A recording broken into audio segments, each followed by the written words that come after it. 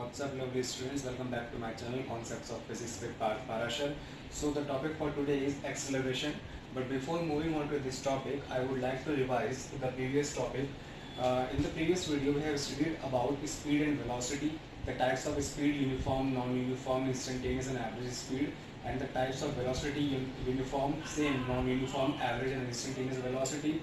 Again, speed is a scalar quantity, velocity is a vector quantity. That means velocity is measured with respect to the direction of the displacement, or you can say is speed depends upon the distance covered by the object and the velocity depends upon the displacement covered by the object.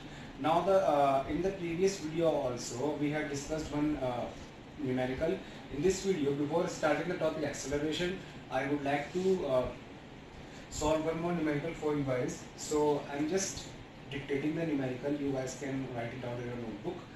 So the numerical for today is, okay, now I'm starting. A car travels from place A to place B with the speed of v1.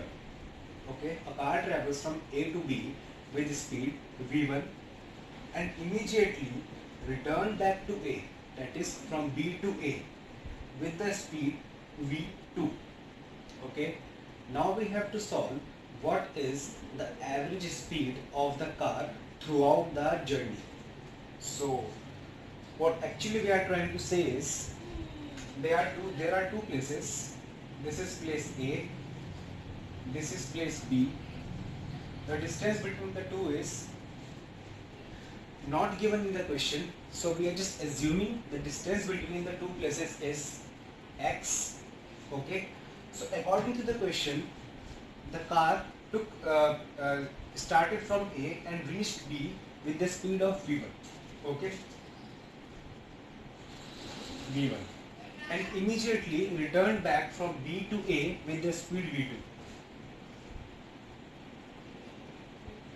Okay, so now what the question is asking is what is the average speed? Average speed.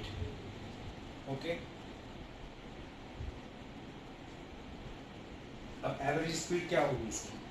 अगर आप लोगों को याद होगा पिछले उसमें मैंने बताया था कि एवरेज स्पीड क्या होती है, वेलोसिटी की बात नहीं हो रही है यहाँ पे, स्पीड की बात हो रही है. अच्छा हाँ, इस बात से मुझे एक बात याद आई, अगर यहाँ पे उसने पूछा होता है कि एवरेज वेलोसिटी क्या है तो वो क्या होती? जीरो. क्यों? क्योंकि नेट डिस्प्लेसमेंट जीरो हो रहा है, लेकिन यहाँ डिस्टेंस कवर टोटल कितना है? गया एक्स, आई एक्स का टोटल डिस्टेंस हुआ आपका 2x. ठीक है, अब डिस्टेंस उसने x कवर करा जाते हुए स्पीड उसकी v1 थी, तो टाइम क्या होता है? Distance upon speed. तो आपका t1 क्या होगा? x upon v1. आते हुए उसने डिस्टेंस कवर करा x, स्पीड क्या थी? v2. तो t2 क्या होगा? x upon v2. ठीक है, यहाँ तक समझ में आ गया. अब बात आती है कि एवरेज स्पीड क्या होगी. एवरेज स्पीड अगर आप लोगों को याद होगा, total distance covered by an object upon total time taken. ये फॉर्मूला मैंने आपको बताया था. तो मैं यहाँ पे एवरेज स्पीड को भी एवरेज लिख रहा हूँ, तो वो मेरी हो जाएगी total distance covered upon total time taken. मैं आपको एक्सप्लेन करता हूँ. t1 प्लस t2, तो इसको हम क्या लिख सकते हैं? 2x अपॉन t1 की वैल्यू यहाँ से आई हमारी x upon v1 plus t2 की वैल्यू यहाँ से आई हमारी x अपॉन v2. ठीक है, अब इसको हम अगर मैथमेटिकली सिंप्लीफाई करते हैं तो यहाँ पे v1 v2 इन दोनों का एलसीएम हो गया, तो इक्वेशन कुछ इस तरह की बन जाएगी. 2x upon x v2 plus x v1 upon v1 v2. ये अपॉन है यानी कि यहाँ चला जाएगा, तो ये इक्वेशन कुछ इस तरह की बन जाएगी. 2x v1 v2, ये दोनों आपस में ये डॉट का मतलब होता है मल्टीप्लिकेशन, अपॉन x को हमने बाहर कॉमन ले लिया. आपने इक्वेशंस में जब इक्वेशन में पढ़ा होगा कि हम बाहर कॉमन ले लेते हैं. v1 प्लस v2, x से x कैंसिल हुआ, तो जो आपकी एवरेज स्पीड की वैल्यू है वो क्या आई? 2v1 v2 upon v1 plus v2। ठीक है, ये हो गया आपका आंसर। ये क्वेश्चन मैंने आपको इसलिए पढ़ाया था क्योंकि इस तरह के क्वेश्चंस कई बार एग्जाम में भी आ जाते हैं, और इनफैक्ट एक बार मैंने ये क्वेश्चन एक कॉम्पिटिटिव एग्जाम में भी देखा था, वहाँ पे बच्चे बहुत सॉल्व कर रहे थे। ये थोड़ा सा याद रख लेना, ये बहुत जगह काम आता है एक्सप्रेशन 2v1 और v2 upon v1 plus v2। चलिए अब नेक्स्ट टॉपिक, इसके जैसे और भी क्वेश्चंस हैं, लेकिन क्योंकि हम यहाँ पे YouTube वीडियो बना रहे हैं तो मैं सारे क्वेश्चंस आपको सॉल्व करके नहीं दिखा सकता, तो इसलिए हम पहले क्या करेंगे कि सिर्फ आपको कॉन्सेप्ट समझाएंगे और एक आध न्यूमेरिकल मैं आपको एग्जांपल के तौर पे करके दिखा दूंगा। और बाकी इसके अलावा जो लोकलाइज्ड स्टूडेंट्स यहाँ के देख रहे हैं, अगर उनको एक्स्ट्रा कुछ पढ़ना हो, मेरे से और न्यूमेरिकल सॉल्व पूछने हो या चाहते हो कि मैं और न्यूमेरिकल समझा सकूँ, तो वो घर आ सकते हैं, मैं उनको बता दूँगा। नेक्स्ट टॉपिक हमारा आता है एक्सेलरेशन। पहले आप लोग डेफिनेशन लिख लीजिए एक्सेलरेशन की, उसके बाद मैं आपको बता दूँ क्या होता है। Acceleration of a moving body measures how fast the velocity of moving body is changing and is obtained as the rate of change of velocity of the moving body. कहने का मतलब यहाँ पे ये है कि suppose a car is moving with variable velocity, और you can say a car is moving with velocity v1, then it starts increasing the velocity, so the acceleration term is defined as how fast the velocity of the car is changing, whether it is decreasing or increasing, but the acceleration is how fast the velocity of the car is changing. And it's also is defined as, or I can say is how it is written is, acceleration is equals to dv by dt. Why dv by dt? Because it's the rate of change of velocity with respect to time. अब display, अगर आपको velocity का याद होगा कि वो rate of change of displacement या था विद रिस्पेक्ट टू टाइम, यहाँ पे जो एक्सेलरेशन है वो rate of change of velocity है विद रिस्पेक्ट टू टाइम। यानी कि जो एक्सेलरेशन होता है वो होता है dv बार अपॉन dt, ये है वेलोसिटी। ठीक है, और आपको अगर याद होगा जो वेलोसिटी था वो था ds बाई dt। ठीक है, वेलोसिटी का क्या मतलब होता है? Rate of change of displacement, ये बार लगा देता हूँ यहाँ, bar for displacement, rate of change of displacement with respect to time is velocity. Then if we further differentiate it, then rate of change of velocity with respect to time is called acceleration. अब displacement क्या है? Vector quantity, तो ये क्या हो गई थी? Vector quantity. Velocity क्या है? Vector quantity. तो जाहिर सी बात है एक्सेलरेशन भी आपकी वेक्टर क्वांटिटी है। वेक्टर क्वांटिटी का होने का मतलब ये है कि अगर जिस तरह से वेलोसिटी की डायरेक्शन चेंज होगी उसी तरह से एक्सेलरेशन की डायरेक्शन चेंज होगी। तो कुछ पॉइंट्स है आप यहाँ लिख लीजिए। Acceleration is a vector quantity and is directed in the direction of in which the velocity of moving body is changing. जो मैंने आपको बताया, जिस डायरेक्शन में वेलोसिटी चेंज हो रही है ऑब्जेक्ट, मूविंग ऑब्जेक्ट की, उस डायरेक्शन में ही एक्सेलरेशन की डायरेक्शन होगी। यानी कि अगर एक्सेलरेशन पॉजिटिव है, इसका मतलब वेलोसिटी इंक्रीज कर रही है कार की। अगर एक्सेलरेशन नेगेटिव है तो वो रिटार्डेशन कहते हैं उसको हम, पहले मैं आपको ये बता दूं, नेगेटिव एक्सेलरेशन को रिटार्डेशन बोलते हैं। और अगर एक्सेलरेशन आपका नेगेटिव है, इसका मतलब वेलोसिटी आपकी डिक्रीज हो रही है और वेलोसिटी भी वहाँ पे नेगेटिव साइन के साथ आएगी। वेक्टर क्वांटिटी आपको समझ में आ जाएगा। अब यहाँ बात आती है कि इसका एसआई यूनिट क्या होगी। तो ऊपर वेलोसिटी का उसकी यूनिट होती है मीटर पर सेकेंड अपॉन टाइम की एसआई यूनिट सेकेंड।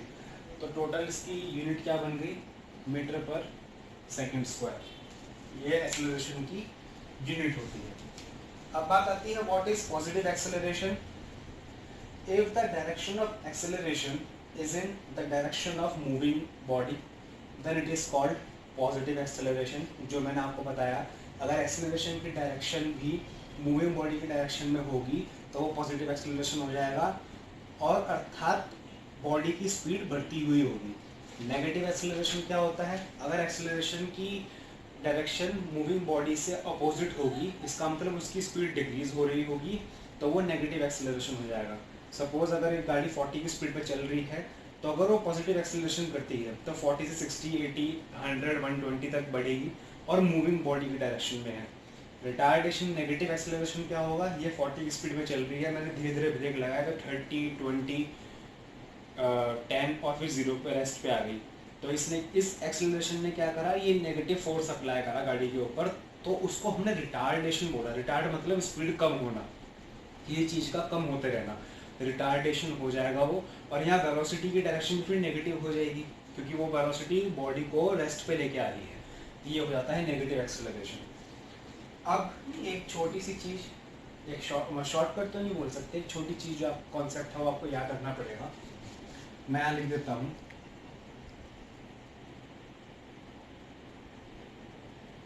डिस्प्लेसमेंट को अगर हम डिफरेंशिएट करें तो वेलोसिटी आएगा, और इसको फर्दर डिफरेंशिएट करें तो एक्सेलरेशन आ जाता है। ये तो बात आ गई। सिमिलरली हम इसको यहाँ पे इंटीग्रेट, ये मैंने इंटीग्रेट का साइन बनाया है, हम इसको इंटीग्रेट करें, अगर आपको कोई एक्सेलरेशन की टर्म दी हुई होगी आप उसको इंटीग्रेट करेंगे तो वेलोसिटी आएगी, और अगर हम वेलोसिटी की टर्म को इंटीग्रेट फिर कर देंगे तो डिस्प्लेसमेंट आ जाएगा। ये छोटी सी चीज़ है, आपको याद रखनी होगी, चाहे तो आप इसका स्क्रीनशॉट ले लेना, ये बहुत आगे तक काम आएगी। एक तो ये, और एक 2v1/v1 + v2, ये वो चीज़ें आपको काफ़ी काम आती है। तो अब एक हम यहाँ पे न्यूमेरिकल सॉल्व करेंगे। ज़्यादा लंबी मैं इस वीडियो को खींचूंगा नहीं। अब से मैं ट्राई करूँगा कि अगर टॉपिक थोड़ा लंबा हो रहा होगा तो मैं उसको पार्ट्स में रिकॉर्ड करूँगा ताकि आपको ज़्यादा लोड ना पड़े, और अच्छा भी रहेगा आप लोगों के लिए समझना। पार्ट्स में 10-10, 12-12, 15-15 मिनट की वीडियोस देखोगे तो ज़्यादा आसान होता है समझना। एक तरह से आप स्टूडेंट्स होकर एंजॉय भी करते हो, और साथ ही में आप क्या कर सकते हो, सपोज मैंने एक पार्ट यहाँ पे पढ़ाया तो आप उसको दूसरा पार्ट पहले ना देखते हुए उसके रिलेटेड ही क्वेश्चंस पहले आप NCERT से या SC वर्मा से या किसी भी तरह की साइट बुक आपके पास हो उससे सॉल्व कर लेना, फिर आप नेक्स्ट टॉपिक पर बढ़ना, ये आपको आसानी रहेगी। चलिए मैं यहाँ पे एक क्वेश्चन सॉल्व कराता हूँ।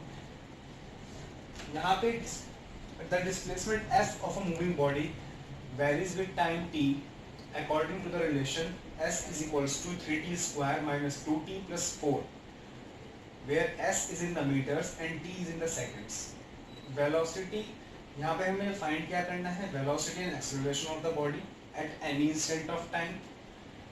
Velocity and acceleration are constant or variable, और एक में find करना है initial velocity, एक में find करना है average velocity in first second, एक हमें फाइंड करना है displacement, velocity and acceleration at t = 5। पता है मुझे समझ में नहीं आ रहा होगा आपको, मैं आपको एक्सप्रेशन यहाँ नोट करा देता हूँ। ये मैंने बोला इसलिए ताकि आप इसको कॉपी में कभी नोट कर सकें जरूरत पड़े तो क्वेश्चन के अकॉर्डिंग हमें डिस्प्लेसमेंट का एक्सप्रेशन दिया हुआ है टाइम के रेस्पेक्ट में, जो कि है 3t स्क्वायर माइनस 2t + 4, ठीक है, ये हमें दिया हुआ है। हमें उसने पूछा है कि velocity and acceleration of the body at time t, तो उसने पूछा है कि इसकी वेलोसिटी क्या होगी, हो जाएगी आपकी ds/dt। हम इसको डिफरेंशिएट करेंगे तो वेलोसिटी आ जाएगी। अब डिफरेंशिएट आप लोगों को मैं पहले बता चुका हूँ कैसे होता है। 2 आगे आएगा, 2 × 3 × t⁻2 - 1, ये हो गया 1, माइनस 2 × t⁻1 है अभी, 1 × t⁻1 - 1 प्लस कांस्टेंट का डिफरेंशिएशन 0, तो ये आ गया 6t - 2, ये हो गई आपकी वेलोसिटी, ठीक है। अब उसने पूछा है इसका एक्सेलरेशन कितना होगा, तो एक्सेलरेशन आपका होता है dv/dt, तो ये हो गया आपका 6 × 1 × t⁻0 - 0, तो ये हो गया आपका 6 मीटर/सेकंड स्क्वायर, ठीक है। पहला पार्ट तो आपका ये हो गया। अब दूसरा पार्ट, पहले मैं इसको यहाँ से मिटा देता हूँ।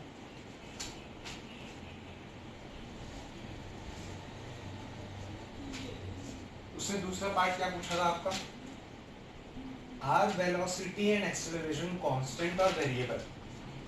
उससे दूसरा पार्ट आपका ये पूछा है कि जो वेलोसिटी है और जो आपका एक्सेलरेशन है क्या वो कांस्टेंट रहेंगे थ्रू आउट द जर्नी या वो वेरी कर रहे हैं टाइम के साथ। तो वेलोसिटी का एक्सप्रेशन क्या आया 60 माइनस 2, यानी कि यहाँ पे t की वैल्यू जैसे जैसे डिफरेंस होती रहेगी t को 1 से लेके कहीं तक भी आप रख दीजिए, उसके अकॉर्डिंग यहाँ पे वेलोसिटी की वैल्यू चेंज हो रही है। तो जाहिर सी बात है वेलोसिटी कांस्टेंट नहीं है। एक्सेलरेशन में t का कोई फंक्शन नहीं है, यानी कि टाइम के साथ एक्सेलरेशन पे कोई फर्क नहीं पड़ रहा है, तो यानी कि एक्सेलरेशन कांस्टेंट है। तो सेकंड पार्ट का आंसर होगा velocity of the object is depending upon the time t for t is equals to 1 to infinity. So velocity of the moving body is non-uniform while acceleration is constant because the expression for acceleration contains only 6 meter per second square. That is there is no significance of time in this expression, so acceleration of the moving body is constant. Third part कि t is equals to 0 पे उसकी velocity कितनी थी। बहुत simple है, third part में उसने पूछा है कि अगर t ये जो है वो 0 हो जाए तो उसकी वेलोसिटी कितनी थी। आप यहाँ पे 0 पुट कर दीजिए तो इसका एक्सप्रेशन क्या बन जाएगा 6 इंटू 0 माइनस 2, तो 0 माइनस 2 कितना हो जाएगा -2 मीटर पर सेकेंड, -2 मीटर पर सेकेंड। ठीक है, ये थर्ड पार्ट का आंसर हुआ। माइनस साइन क्या इंडिकेट करता है, माइनस साइन इंडिकेट ये करता है कि मूविंग बॉडी की डायरेक्शन में वेलोसिटी नहीं है, यानी कि ब्रेक सप्लाई वो है कार पे नेगेटिव वेलोसिटी है। ठीक है, फोर्थ पॉइंट क्या है, फोर्थ पॉइंट ये है कि average velocity at first second. ठीक है, एवरेज वेलोसिटी क्या है। अब एवरेज वेलोसिटी का एक्सप्रेशन क्या होता है, net displacement covered upon total time taken. ठीक है, तो नेट डिस्प्लेसमेंट क्या है यहाँ पे, ये देखिए नेट डिस्प्लेसमेंट आपकी क्या होगी यहाँ पे हमने बॉडी इसको चलाया था 5 सेकंड्स तक। ठीक है, तो यहाँ पे हम t की वैल्यू पहले 0 पुट ऑन करेंगे तो इनिशियल डिस्प्लेसमेंट आ जाएगी। मैं आपको पुट करके दिखा देता हूँ।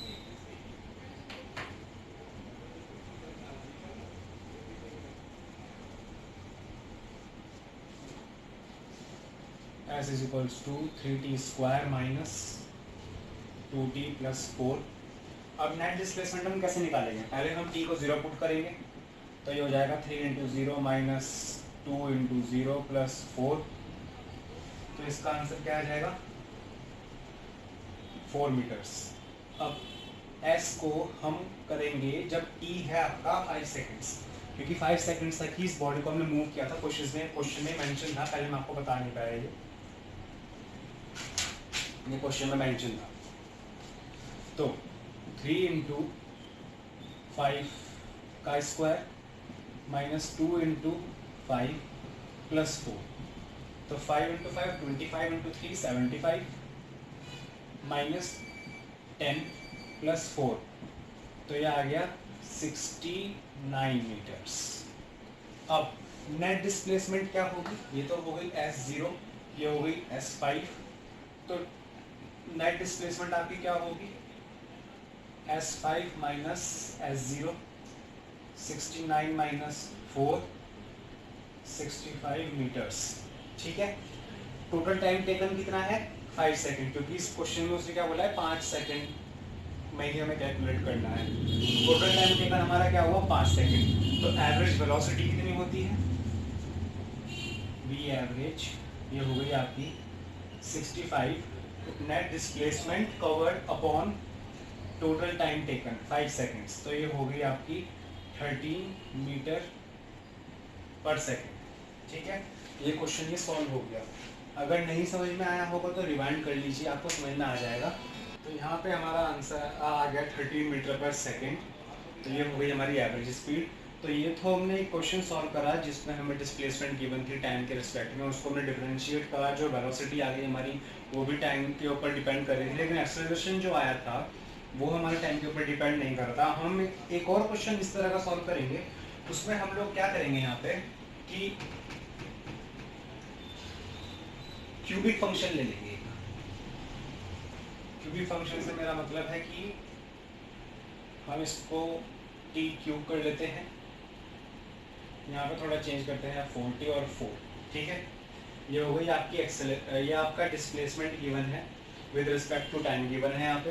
अब यहाँ से हमें सेम वही क्वेश्चन हम सॉल्व करेंगे जो हमने पिछले न्यूमेरिकल में सॉल्व करे थे। यानी कि क्या क्या क्वेश्चंस थे हमारे कि वेलोसिटी और एक्सेलरेशन कांस्टेंट है या चेंजिंग है।